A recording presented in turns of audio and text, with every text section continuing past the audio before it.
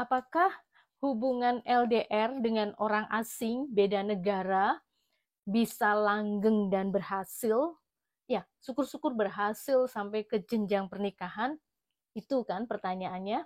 Kita akan bahas ini. Jadi, yang pertama nih ya, yang paling penting adalah komunikasi yang konsisten dan lancar. Misalnya, waktunya jelas, kemudian tetap, waktunya jelas dan tetap, pattern itu polanya. Misalnya, kamu sudah tahu itu si dia, kenalanmu itu, kalau punya waktu untuk teleponan, untuk video call itu hanya waktu weekend, Sabtu dan Minggu. Jadi setiap Sabtu dan Minggu dia akan meluangkan waktu entah 1 jam, entah setengah jam, itu selalu ya, untuk berteleponan dengan kamu, untuk berkomunikasi, entah lewat video call, entah teleponan. Kemudian satu lagi, karena kita hidup di zaman sekarang teman-teman, jadi maksimalkan kemajuan teknologi dan internet. Jangan mau kalau dia bilang, internetnya nggak bagus, koneksinya nggak bagus, HP-nya nggak ada kameranya atau kameranya rusak. Nggak mungkin itu. Di zaman sekarang, orang yang niat memang dia itu serius, dan orang itu bukan scammer, dan orang itu serius sama kamu, pasti dia ingin tahu kamu, pasti dia mau menunjukkan wajahnya, pasti nggak ada masalah dengan video call. Dan pattern atau pola itu harus pasti ya. Misalnya, yang biasa menelpon seminggu 2 kali, setiap tengah minggu sama malam minggu, terus tiba-tiba nggak ada, sing menghilang sekian waktu, seminggu 2 minggu kamu tunggu-tunggu kan nggak ada kabar, terus tiba-tiba minggu-minggu depannya atau bulan depannya muncul lagi. Nah, yang seperti ini sebaiknya dihindari ya teman-teman, karena maksudnya kita kan nggak mau nanti pada saat kalau kamu sudah serius, sudah menjadi suami, sudah menjadi pasanganmu, tiba-tiba dia menghilang sehari, menghilang 2 hari, terus nanti datang lagi, bilanglah ini itu kan, kita nggak mau hal itu terjadi. Jadi pola ini sudah kamu pelajari semenjak masih awal-awal kalian berhubungan. Oke, yang kedua, tetapkan tujuan sebelum kamu makin dekat dan akrab dengan si dia. Kamu sudah menetapkan tujuan bahwa hubungan ini harus ada ujungnya. Hubungan ini harus sampai pada stage atau tahap ini. Misalnya, kalian sudah berkomunikasi lancar, sudah bervideo call, sudah punya pola setiap malam minggu, atau setiap 2 hari sekali, atau bagaimana, pokoknya masing-masing pasangan beda ya. Ada yang orangnya sibuk banget, mungkin cuman malam minggu aja bisanya telepon video callan, ada yang mungkin dia punya banyak waktu, beberapa hari sekali pasti telepon kamu, itu berbeda. Tapi yang penting polanya itu harus tetap ya. Nah, kamu sudah sampai di tahap itu, sudah lancar, komunikasi maksimal, tetapkan tujuan. Artinya berikutnya adalah tujuan jangka pendek dan juga tujuan jangka panjang. Tujuan jangka pendek adalah bertemu. Kalau di antara kalian berdua tidak ada keinginan untuk bertemu, menurut saya itu hubungan kamu atau si diamu itu artinya tidak serius, teman-teman. Nggak serius. Langsung aja, kamu nggak usah dipikir jauh-jauh, udah anggap enteng. Karena ngapain juga sih, kita kan nggak akan main-main kan, kita nggak lagi nyari temen kan, kita kan memang nyari pasangan, oke? Jadi kalau si dianya udah ngomong, aku cuma temenan aja, lah ya sudahlah, kalau kamu juga temenan ya nggak apa-apa, tapi kalau kamunya, loh aku mau nyari pasangan serius kok, untuk apa juga, ya kan? Oke, sekarang ini yang ketiga nih teman-teman. Yang ketiga adalah, berapa lama idealnya dari kalian itu berkomunikasi jarak jauh, LDRan kayak gitu, sampai dengan saatnya kalian bertemu. Masing-masing pasangan, masing-masing kasus akan berbeda-beda.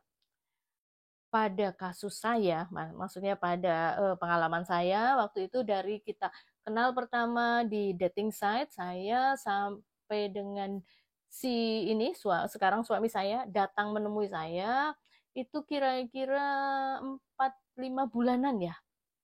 Sampai akhirnya dia datang menemuiku, datang ke Jogja dari Amerika jauh-jauh. Itu kalau nggak salah 4-5 bulanan deh.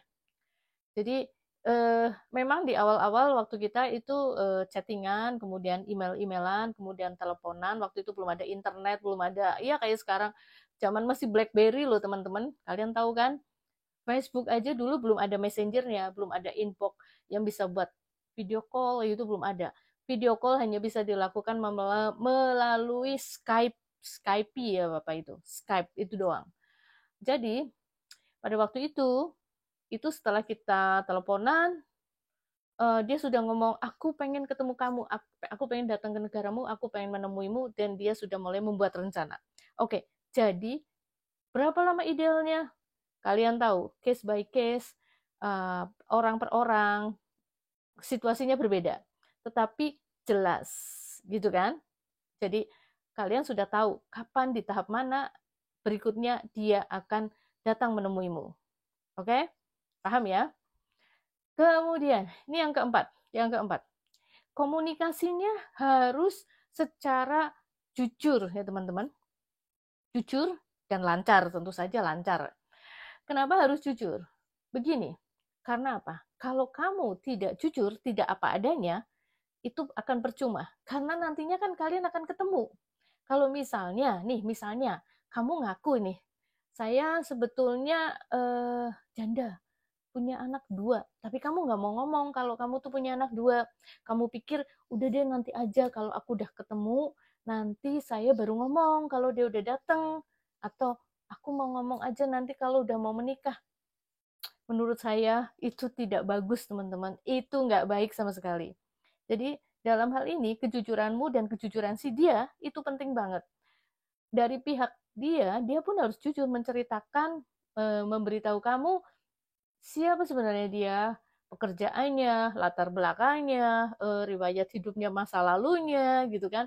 Pokoknya semuanya. Kalian kan nggak mau, ya kan? Kalau udah menikah, ternyata kamu baru tahu, oh dulu dia itu pernah jadi mantan, tanya dulu pernah ngobat. Kan shock juga ya. Oh ternyata dulu itu dia pernah operasi apa gitu, diambil ginjalnya atau dia nggak pernah ngomong sama kamu. Nah kan kamu kecewa. Atau misalnya, oh ternyata dia udah di apa itu, uh, apa, hysterectomy, yang udah nggak bisa punya anak. Dia nggak jujur. Di awal dia nggak ngomong sama kamu kalau ternyata dia udah nggak bisa punya anak. Lah kamu kan kecewa. Demikian juga dengan kamu. Kitanya ini, kita juga harus jujur bilang apa adanya. Saya itu seorang janda, punya anak dua, yang umur segini sampai segini, kelas anu, ya kan? Pekerjaanku misalnya guru. Ini saya ngomong apa adanya saya ya, misalnya. Karena dulu saya punya anak dua, saya seorang janda, dan saya tuh ngajar, gitu kan. Saya bilang apa adanya. Jadi pada waktu ketemu, kemudian di kemudian hari, kemudian kita hubungannya meningkat, makin serius, kemudian menikah, kan sudah enak, dia sudah tahu siapa kita udah tahu siapa dia. Karena nggak ada guna kalau kamu tidak bilang apa adanya. Kita kan juga nggak mau dikasih kejutan-kejutan yang nggak menyenangkan, itu kan? Kalau kejutannya menyenangkan, bagus itu. Dia nggak bilang kalau sebetulnya dia seorang pangeran gitu kan misalnya. Nah, itu bagus itu kejutan-kejutan kayak gitu. Tapi yang nggak menyenangkan, you know lah, tahu kan maksud saya. Oke, yang selanjutnya yang nomor 5 adalah kalian seharusnya saling membangun kepercayaan.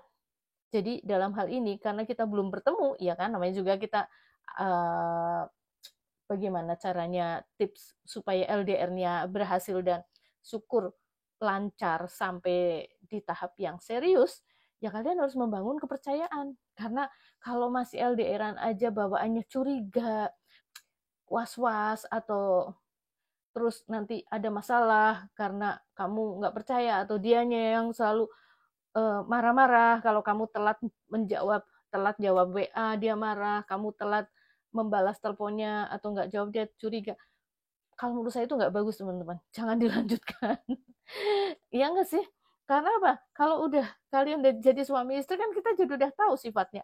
Lah masih pacaran aja udah kayak gitu, nggak ada kepercayaan, ya kan? Nggak terus saling mencurigai, kan nggak enak itu.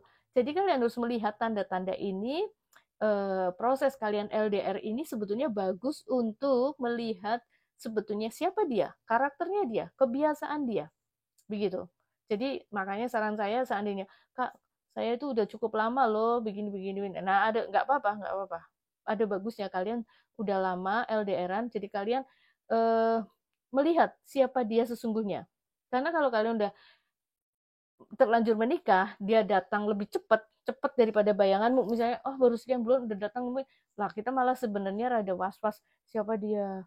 Kita kan nggak terlalu ngerti apakah dia orangnya apa, sabar kah atau gampang marah kah, kita nggak tahu. Jadi sebetulnya kamu ambil sisi bagusnya kalau misalnya hubungannya agak lama, jadi kita makin tahu siapa dia. Tapi kalian jangan menutup mata kalau kamu sudah curiga ada tanda-tanda, wah kayaknya ini nggak jelas deh, ini kok kayak scammer ya, susah kalau video call, terus kalau ngomong itu kok kayaknya kemarin ngomong A, kok sekarang masih nanya lagi, inilah ada kemungkinan itu bukan cuma satu orang, kemungkinan dia scammer dan seterusnya. Jadi teman-teman, kalau tanda-tanda siapa si dia itu scammer atau bukan, tanda-tanda. Saya udah pernah bikin videonya soalnya, saya nggak bahas di sini ya, takutnya kepanjangan ya. Ini video hanya untuk menjawab, membahas apakah hubungan LDR dengan orang asing, beda negara, bisa langgeng dan bisa berhasil. Nah, khusus untuk itu aja. Oke teman-teman, segitu dulu. Sampai ketemu lagi di video yang akan datang. Jangan lupa kalian subscribe yang belum subscribe supaya dapat tips-tips yang berguna dalam rangka hubungan dengan orang asing, masalah online, masalah scammer, dan seterusnya.